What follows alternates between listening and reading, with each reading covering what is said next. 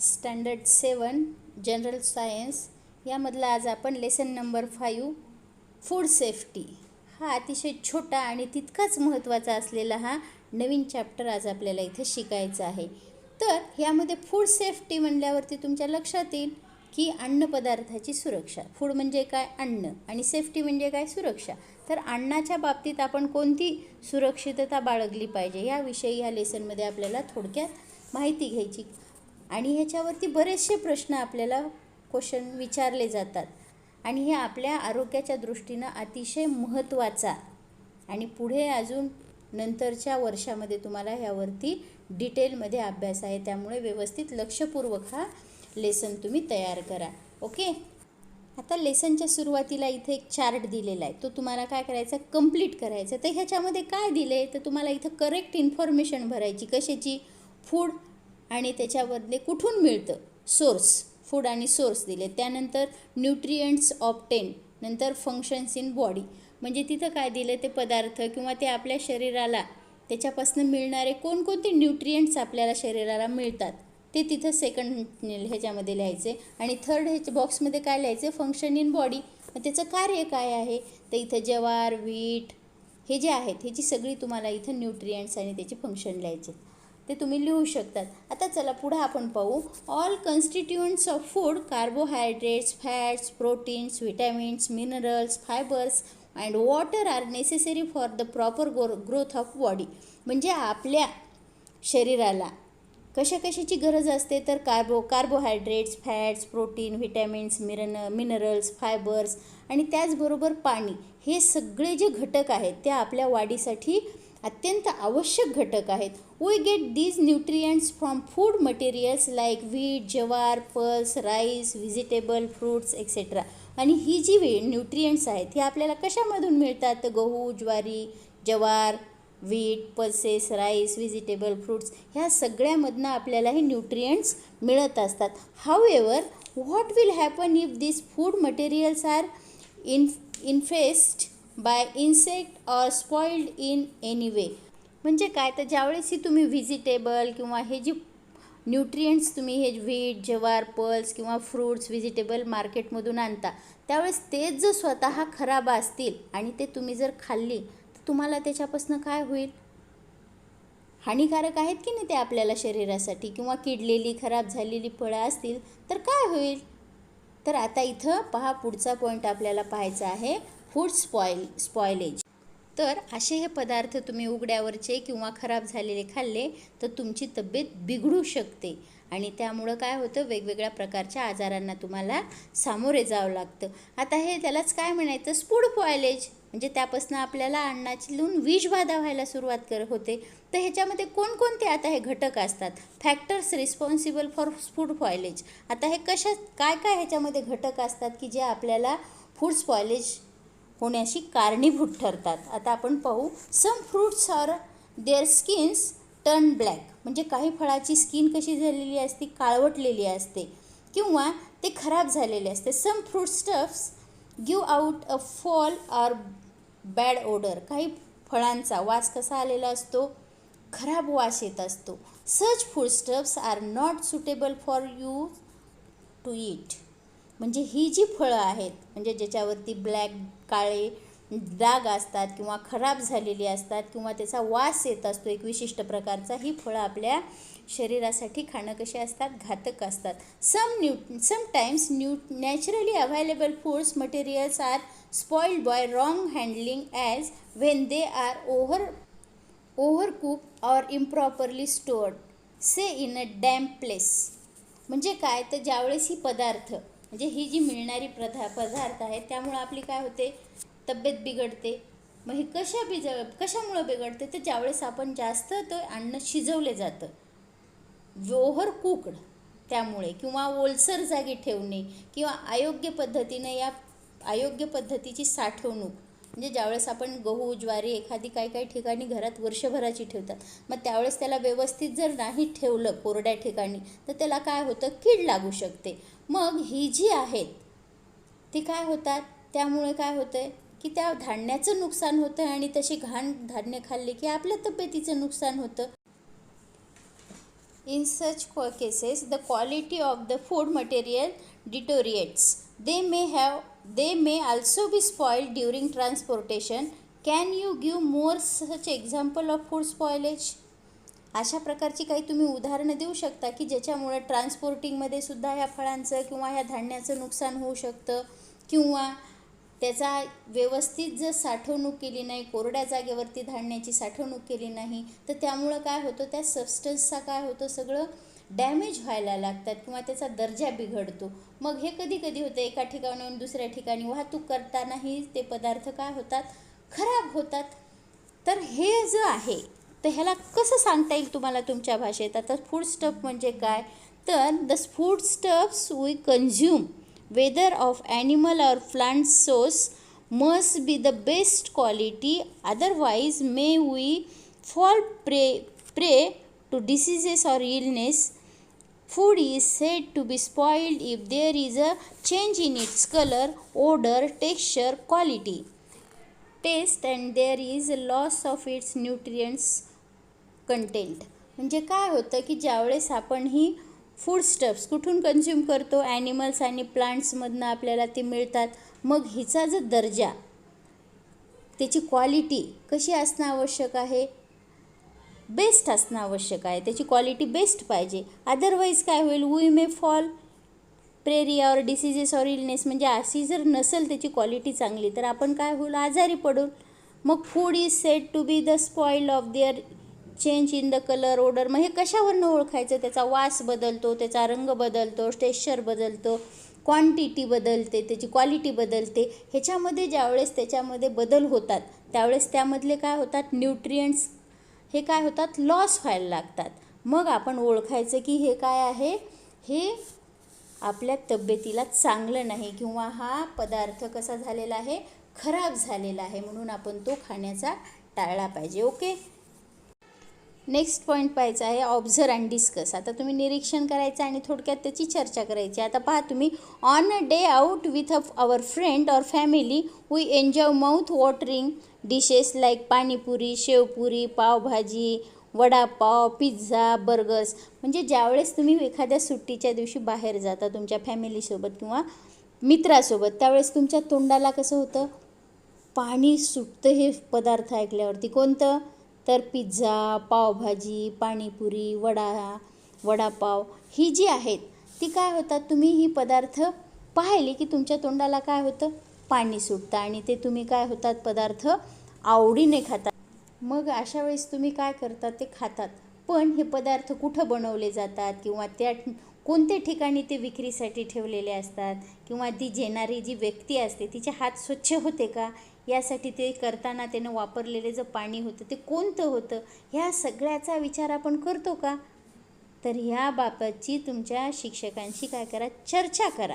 Discuss all this matters with your science teacher. Okay. Next point आहे observe.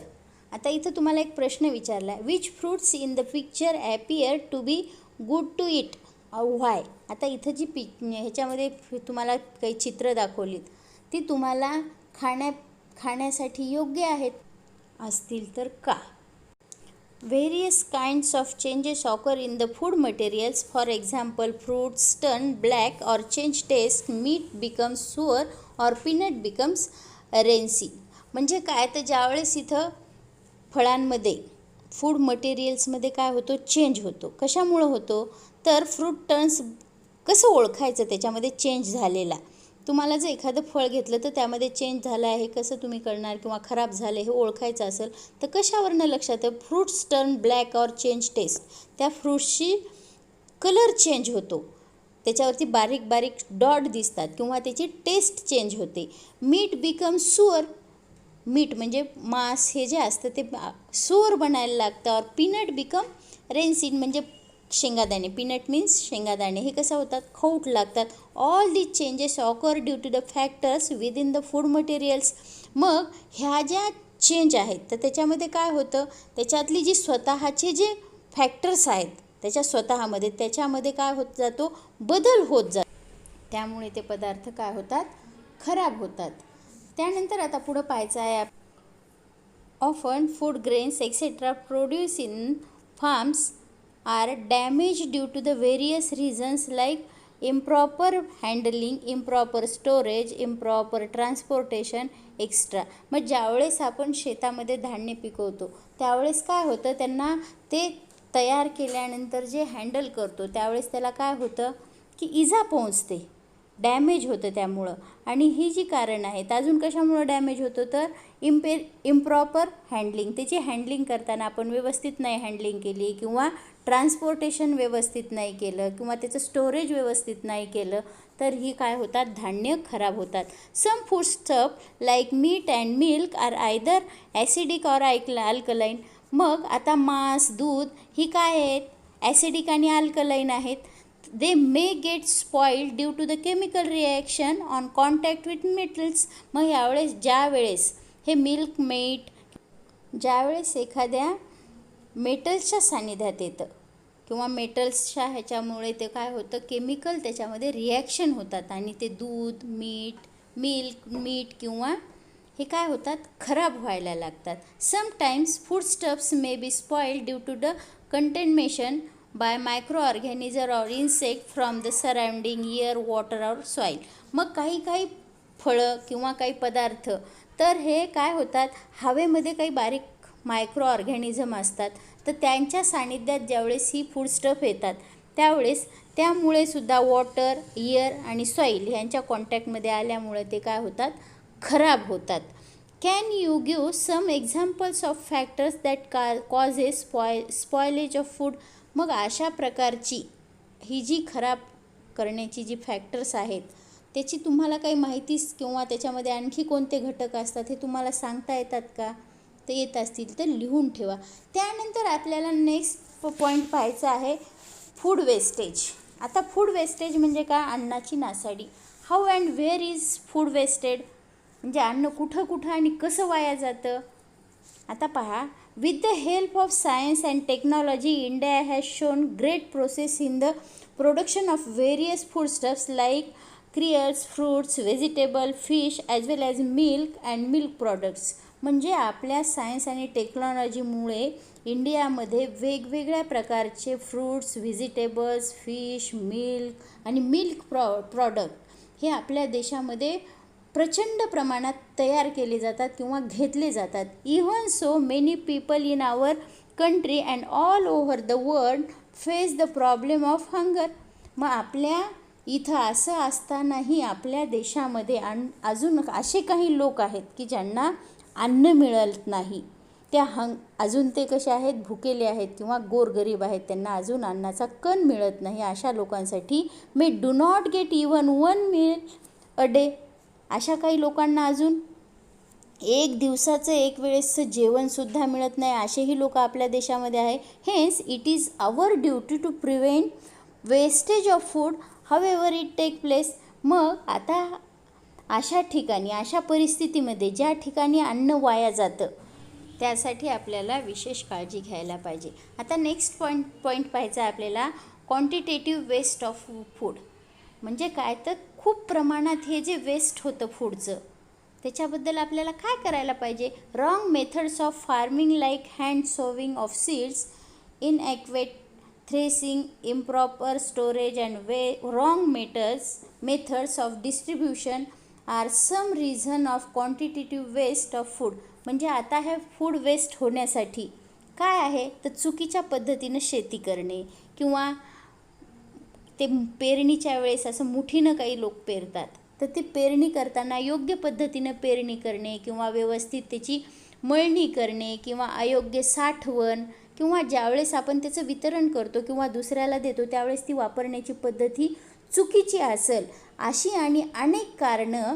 किंवा एखाद्या आपल्या लग्न कार्यात का बफे सिस्टीम असते त्यावेळेस लोक काय करतात, भरपूर जेवायला घेतात ताटामध्ये आणि काय करतात, जात नाही म्हणून ते अन्न ताटामध्ये फेकून देतात. मग हे जे अनावश्यक अन्न आहे ते काय होतं, वाया जातं. यामुळं काय झालं की as a result of caution of offering and savoring too much food of guests at traditional feasts or banquet, Had it not been wasted, all this food could have met the need of many others. मग हे जे अन्न वाया जातं त्यामुळे अनेक लोकांच्या आपल्याला भुका भागवता येतील. त्यामुळे लागल तेवढंच अन्न आपण ताटात घ्यायचं, वेस्ट होणार नाही याकडे आपण लक्ष द्यायला पाहिजे.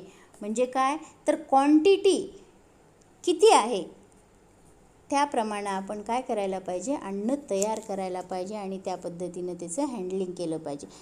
नेक्स्ट पॉईंट पाहायचा आहे आपल्याला की वेस्ट, अन्नाचं फूडचं वेस्ट कशामुळं होतं, तर त्याचा नेक्स्ट पॉईंट आहे क्वालिटेटिव्ह वेस्टेज ऑफ फूड. आता यामध्ये काय सांगता येईल आपल्याला, तर हे कसं रोखता येईल. Using wrong method of preparing food, म्हणजे आपण जी अन्न पिकवण्याची पद्धत आहे ती रॉंग आहे का. Excessive use of food preservative, अजून कोणत्या पद्धतीनं वेस्ट होऊ शकतं, तर त्याचं प्रिझर्वेशन, म्हणजे ज्यावेळेस त्याचा आपण काय करतो, त्याची वापर करतो किंवा त्याचं प्रिझर्वेशन करतो ते चुकीचं आहे का, जास्त कसं आहे याकडे लक्ष द्यायला पाहिजे. किंवा ओव्हर कुकिंग, ज्यावेळेस अन्न जास्त शिजवलं जातं त्यावेळेसही तो काय होतं, खराब होतं.